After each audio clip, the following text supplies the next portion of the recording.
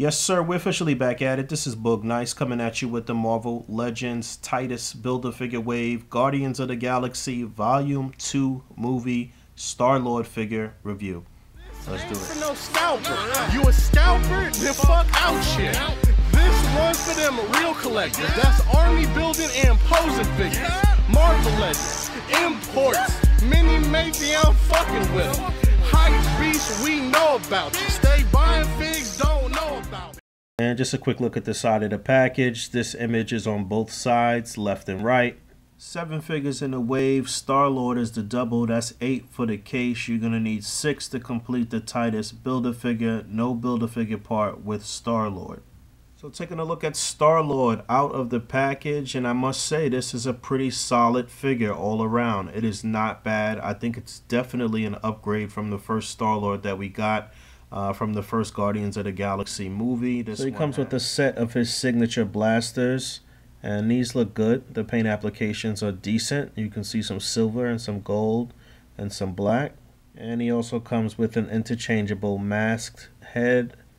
And this one looks good. And there he is holding both the blasters. He can hold those with no problem. They look pretty good. And there he is with the interchangeable head. And that looks pretty good.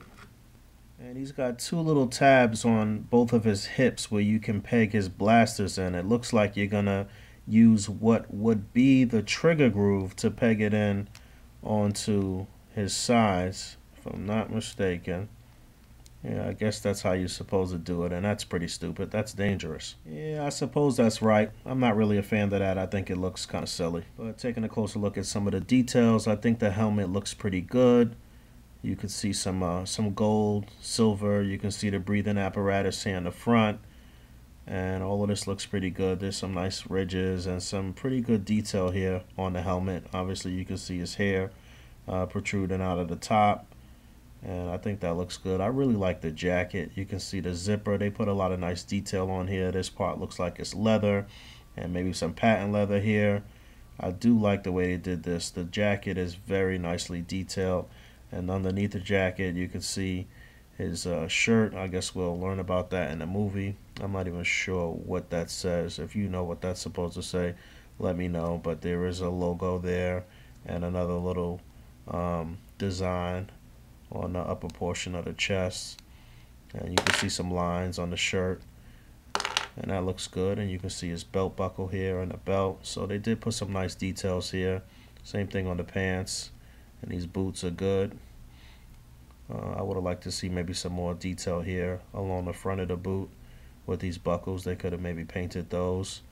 But overall, it's actually a pretty nicely detailed figure. Not bad at all. The flesh tone looks good. The hands match the face.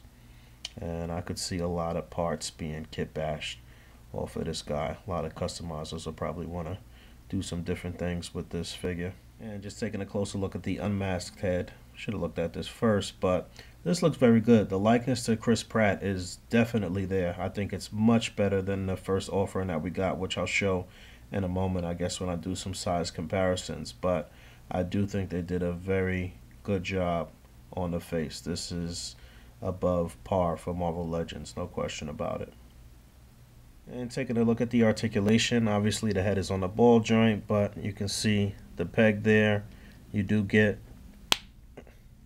a decent amount of range on the head.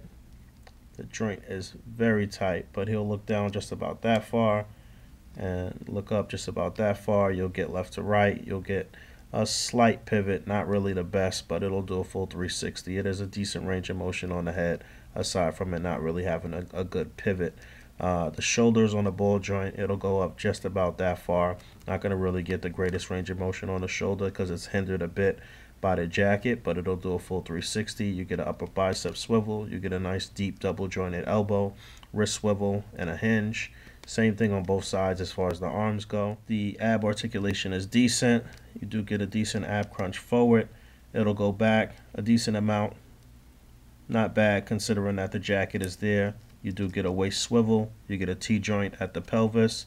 Legs will come up about that far. They won't really go back at all. Splits. There you go. Upper thigh swivel. Nice double jointed knee. Do you get rotation at the boot? Yes, you do actually. rotation at the boot, a nice hinge, and a deep pivot. I feel like there you go, serious upgrade as far as the face goes. The guy on the left is the original version that looks nothing like Chris Pratt, and then you got Chris Pratt here on the right. That looks very good. You can see there is a stark contrast between the two faces here. Much better job on Volume 2 Star-Lord. And comparing the helmets, I do like the way the newer one looks. Do we know if the helmets are meant to be the same in the next one? I guess we'll have to wait and see. Maybe he got an upgrade at some point. Maybe the helmet changed a little bit. I don't know, but I do think that the newer one looks much better. And there they are side by side, just about the same height, but the newer version seems to have a little more meat on his bones, a little beefier. There he is next to Sam Wilson Cap. Kamala Khan, Miss Marvel. Revoltech Deadpool. Star-Lord, not a bad figure, not one that you absolutely need to pick up, being as though he does not come with the Build-A-Figure part. And to be perfectly honest, I don't know too many people that are rushing out to complete the Titus Build-A-Figure. Me personally, I am a completist, so I do get all of the Build-A-Figures no matter how shitty they may be. And I do have this full wave on deck. I will be reviewing all of the figures from this wave. If you're viewing this video on the day that it dropped, I just wrapped up the first day of New York International Toy Fair 2017. Me and my man Pancheesy are covering the event. We did a lot of shooting today. We put up a lot of content on the A.C.B.A. Instagram, so that is at Articulated Comic Book Art. Look out for a video from my man Rektangular, who's going to be covering a lot of the stuff that we gathered today and his latest news video. All of these links will be in the description below. And like I said, look out for more reviews from this wave, as well as the X-Men wave, and as well as all of these interviews and all of the stuff that we've been that we shot today and that we'll be shooting throughout the remainder of the weekend. All right, so until next time, peace.